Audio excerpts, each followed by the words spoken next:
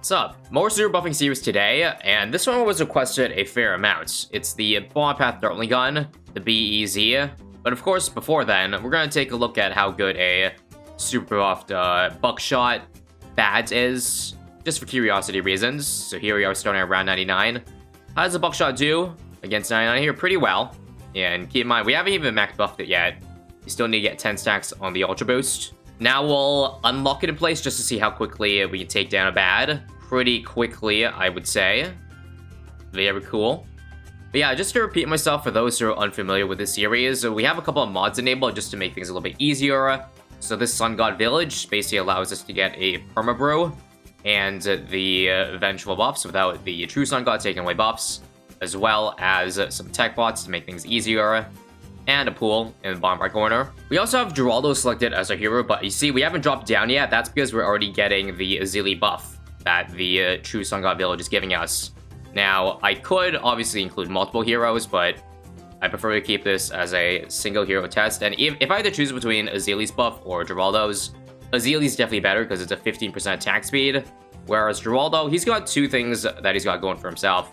He's got the Jar of Pickles, and he's got the Sharpening Stone. The thing is, though, since we have already so many buffs on it, first of all, the Jar of Pickles will actually do negative damage because you lose more attack speed than you gain damage. And the Sharpening Stone, I don't think the +1 is better than Azili. And actually, for curiosity reasons, I'm just testing this, but you actually cannot Sharpening Stone the Buckshot, even though the base attack can't pop lead. I think it only works on sharp objects, so those that don't pop frozen balloons as well.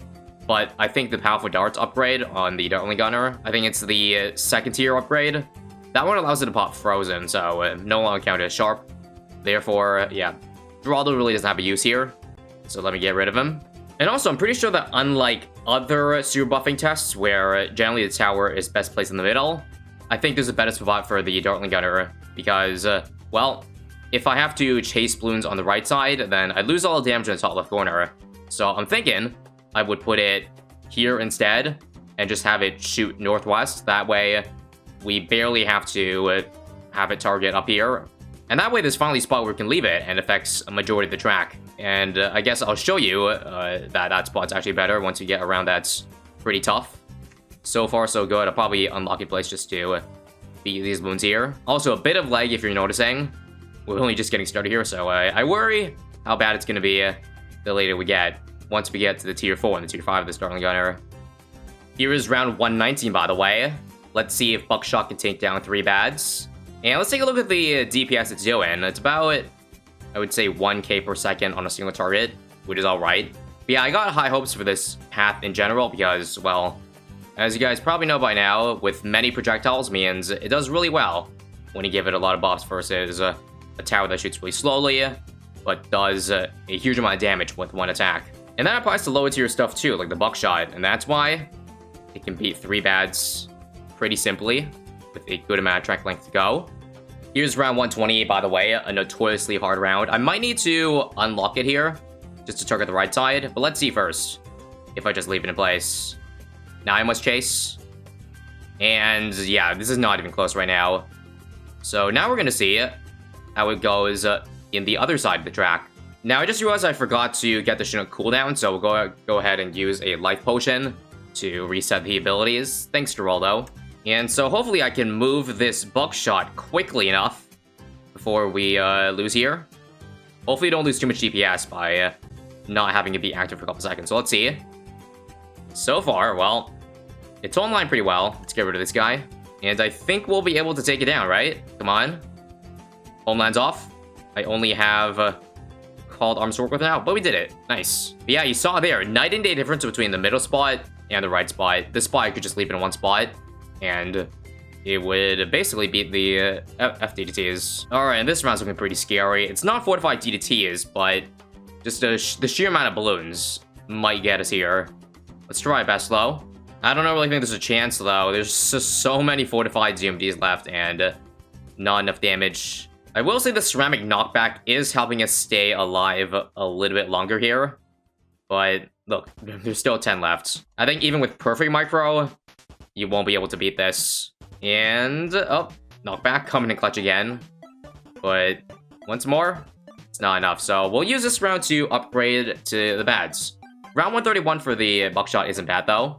And here we go with the bads. Just take a look at the difference it makes compared to the Tier 3. I do have it set on independent targeting now, just so I don't have to take it off if, say, I want to chase Bloons. It's actually a pretty handy AI option, although it's not something you should be using at all times. Say, for example, if you want to focus down DTs, then you don't want to use independent or focusing down like a single bad, because if you didn't know, it has 4 different targetings, as you see by the amount of tubes it has shooting out. One is first, one is last, one is close, and one is strong. Overall, though, it does have a pretty, it does make for a pretty balanced attack, so most time it doesn't work out fine. And here's around the spooky F-Bad. Let's take a look at how much DPS it's doing compared to Buckshot. Looks to me about double, 2,000 DPS. I should mention that the Buckshot and Bads, I'm pretty sure, is limited range, but I think if you give it enough buffs, you can see the bolts pretty much fly across the map, so the limited range doesn't really apply to it, which is why this spot, again, is superior to the rest. And yep, even with independent targeting, focusing some damage on the last bad, we still are able to take it down very easily. And how about the last bad here? Easy, right?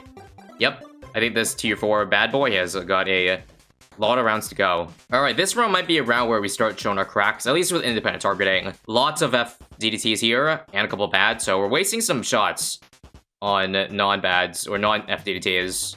I think we'll try to use this round to use our own targeting then. So let's focus over here first. I might switch to top right for the biggest chunk of DTs, like here. Switch back. See this micro? Ooh, very nice. But there's still 2 bads left this round, so I have no idea if we're gonna have enough damage for it. I will focus it slowly though. No more independent targeting, at least for this round. And again, you can see the lag kicking in. It's something to do with the amount of balls, man. Generally, most towers I try with Super Buff Challenge aren't this laggy, but this one's a bit different. We got 3 bats this round, actually, not just 2. We are gonna be able to pop number 1 down, but yeah, number 3 has no damage on it right now. And number 2 barely has any. So maybe we won't pop number 1 just yet. Or rather, we should try to focus 2 bads at once, if that's possible.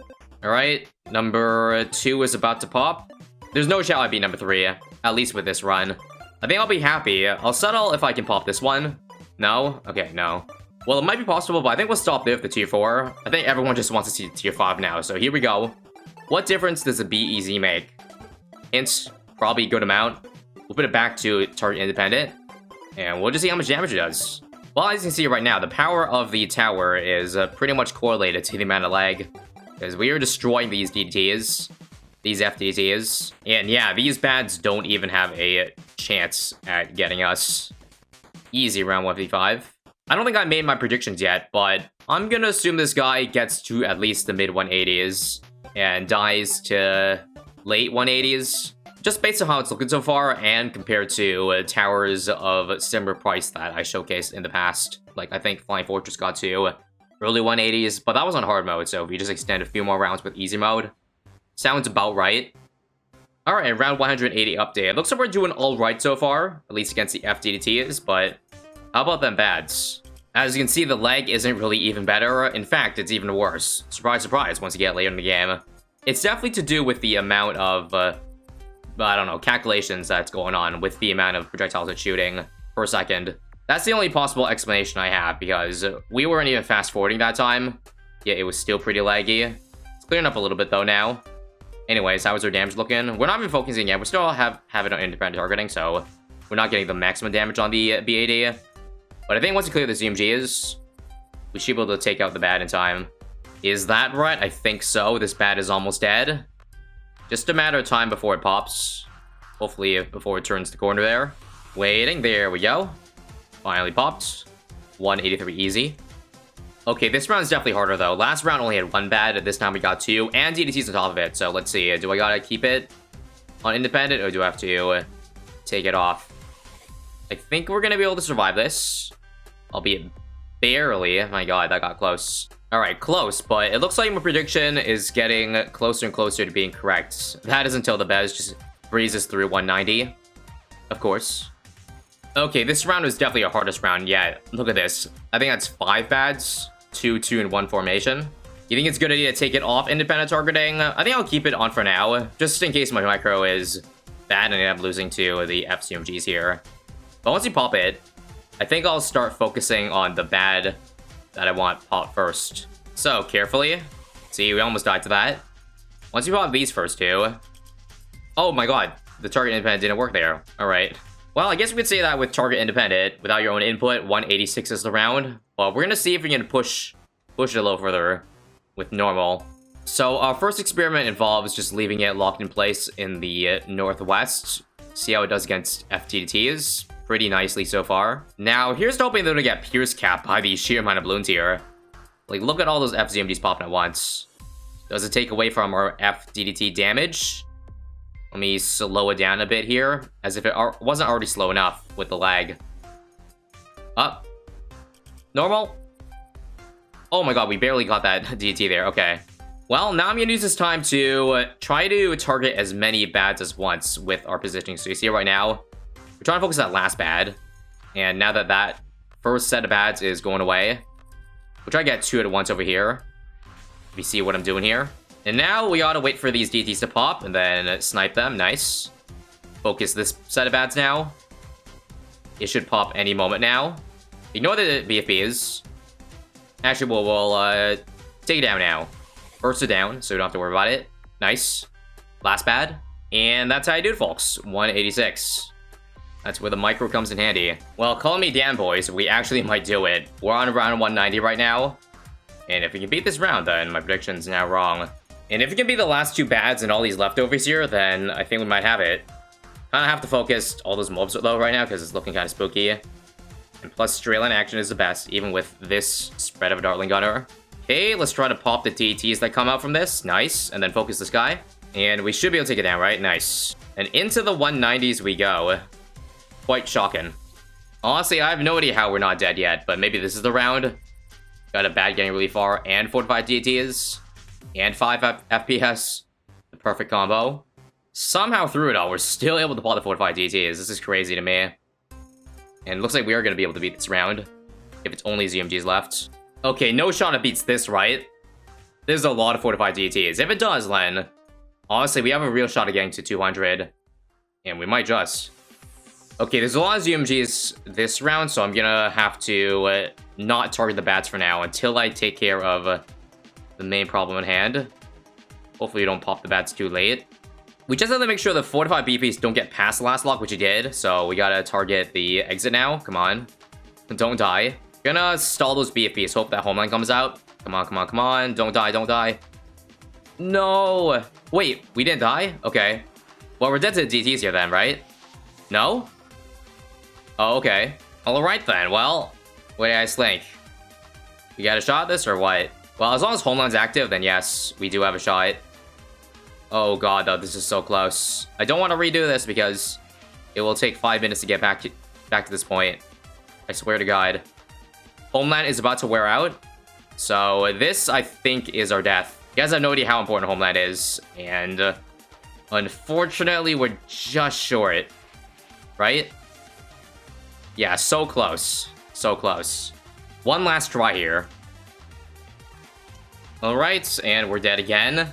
Well, I tried a few times here, but I think I'm going to call it here because, honestly, the lag is just nuts. It takes over 5 minutes just to replay a round to its entirety. And that's just getting ridiculous. But either way, that's an insane round for this tower. Nothing more to say there. And I know we didn't get there, but I was really curious to see how the BEZ would do against 200. So we're going to jump into the Sandbox real quick just to see how much damage it does. And, well, single dart DPS looks like almost 10k per second. That's pretty nuts. Now, let's see if we are able to beat at least one FBAT here. I'm wondering if I should take it off target independent. Now, I'll leave it independent for now. See if we can at least pop the first layer. First bad. And it looks like it's really close. We're not going to pop the FDTs, that's for sure, right? Far too late, alright. So, not doable there. So, now what we'll do is we'll take it off independent, see if our micro is any better. Cool thing about this round too is that it causes almost no lag thanks to the lack of balloons. So let's see, FTTs. I'm not going to pop it right now because I need the homeland ability up. So let's stall now. Burst it down, come on. Come on. Up. Still not enough damage. But again, even if we did pop it, the second one, no chance. So there you have it. Hope you guys enjoyed the super buff test. If you have any other suggestions for towers I would do, ideally ones that don't shoot this many projectiles, because it would cause a crap ton of lag, as you saw here. Otherwise, I'm open to do other types of towers. That's all for today. See you guys next time.